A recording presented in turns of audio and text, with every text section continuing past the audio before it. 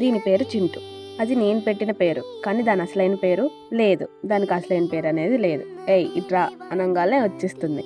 ఇది వచ్చేసి అమ్మాయి అన్నమాట. ఇది వచ్చేసి స్ట్రీట్ డాగ్ అన్నమాట.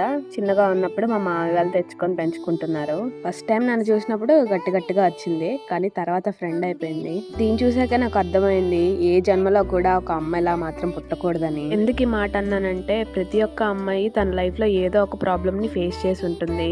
మనుషులకే కాదు కుక్కలకు కూడా ప్రాబ్లమ్స్ ఉంటాయి. నాకు దీన్ని చూసాకే అర్థమైంది. ప్రాబ్లం ఏంటో చెప్తాను వినండి. దీనికోసం చాలా కుక్కలు వెయిట్ చేస్తాయి అన్నమాట బయట.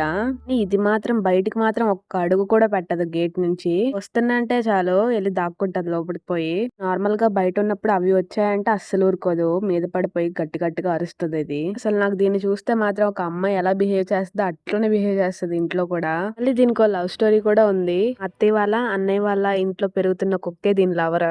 దాన్ని తప్ప ఇంక ఏ కుక్కని దగ్గరికి రానిది. ఇది ఇంత లాయల్ గా ఉంటది. ఇది ప్రపంచంలో నిజమైన నిస్వార్థ ప్రేమ ఎవరిది అంటే కుక్కలది మాత్రమే. ఆ ప్రేమని దేంతో వెలకట్టలేము. మనుషులతో స్నేహం చేయడం కన్నా కుక్కలతో స్నేహం చేయడం 100 రెట్లు బెటర్. మనుషులైతే వాడుకున్నామా వదిలేసామన్న ఇదిలో ఉంటున్నారు. కానీ కుక్కలు అలా కావు. కొట్టినా తిట్టినా ఒక ముద్ద అన్నం పెడితే చాలు వాటికి ఎంత ప్రేమగా చూసుకుంటాయో. ఇంకా తల మీద అలా మసాజ్ చేస్తే ఎంత ఇష్టమో.